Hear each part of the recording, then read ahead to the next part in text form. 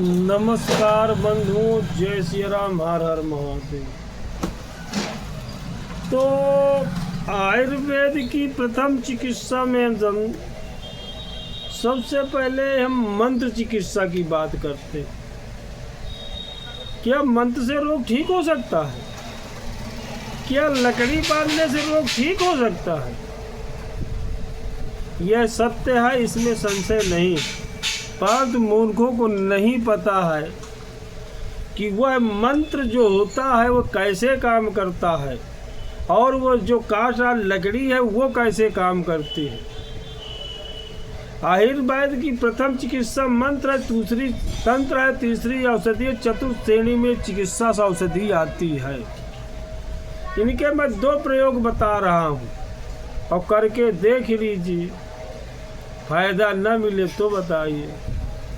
जो ओझा तांत्रिक गुनिया मांत्रिक सबसे परेशान हो गया हो, ठीक, घर का भूत जा ही ना रहा हो, चाहे भूत हो, चाहे देवता हो, चाहे पितर हो, चाहे प्रेत हो, वह वहीं रुकेगा जहां उसके लिए व्यवस्था सुविधा मिलेगी। ऐसा नहीं है आयुर्वेद के ग्रंथों में।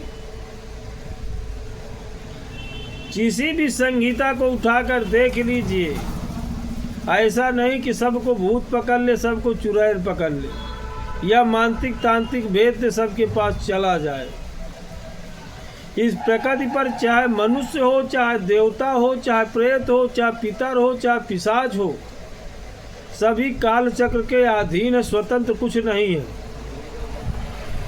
प्रेत चाहे जितना उग्र हो, वो भी किसी न किसी के अंकुश में अधीनता में रहता है, स्वतंत्र नहीं है। और स्वतंत्र के विपरीत यदि जाता है तो उसे दंड अवश्य भोगना पड़ेगा,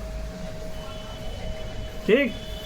परंतु चाहे भ्रेत हो, चाहे ग्रह हो, चाहे देवता हो, कष्ट तभी देते हैं जब उसके सानिध्य, उसका ग्रह आपके विपरीत हो जाता है, तभी वह कष्ट दे सकता, अन्यथा नहीं दे सकता। अगर ये तांत्रिक और मांत्रिक इन्हीं का अधिकार हो जाए, सर्वत्र का अधिकार यही कर ले।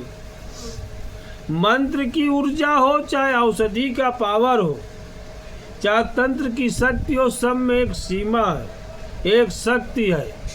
वो भी ऊर्जा तक, ऊर्जा से टकराएगी, जितनी ऊर्जा होगी तभी तक। इनके 2 प्रयोग बताता हूँ, ठीक, उनको करिए और देखिए और फिर बताइए कि इनमें शक्ति है या नहीं, ठीक। किसी को बराबर विकार बना रहता हो, न जाता हो, कैसा भी रोग हो, वो समी, शुद्ध समी का पेड़ जो घरों में लगा हुआ, ये समी नहीं है। समी के पेड़ की पत्ती लाइए और प्रतिदिन शंकर जी में चढ़ाना शुरू कर दीजिए।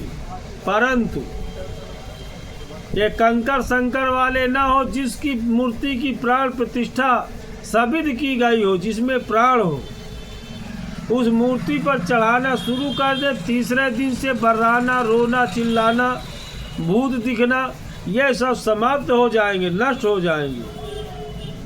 क्यों? क्योंकि प्रेत बाजी कनी क्रांदा, नंदी बाबा बैठे भूत प्रेतों के अधिपति है। ऐसा कौन सा प्रेत शक्तिशाली है जो नंदी बाबा की आज्ञा का उल्लंघन करता है? और जब शिव की आज्ञा हो जाए तो नंदी को पालन करना पड़ेगा। और जब नंदी पालन करेंगे, ऐसे प्रेत में किसमें दुस्साहस है जो आपके ऊपर हस्तक्षेप कर दे आकर के। परंतु उसके जो नियम कानून है, मर्यादा है, पालन उनको करना पड़ेगा आपको। यदि नहीं करेंगे तो नहीं जाए। वातावरण भी अपने अनुसार उसको बनाना पड़ेगा। यदि तुम्हारा खान पान अशुद्ध है, रहन सहन अशुद्ध है, क्रियाएं अशुद्ध है, तो निश्चय ही उसका प्रभाव शुद्धता बनी रहेगी, तो प्रेत आपको कभी भी छोड़ेगा नहीं। जय सिया राम, हर हर महादेव। विशेष जानने के लिए हमारे विशेष संपर्क आप कर सकते हैं या मैसेज के द्वारा जान सकते हैं। हर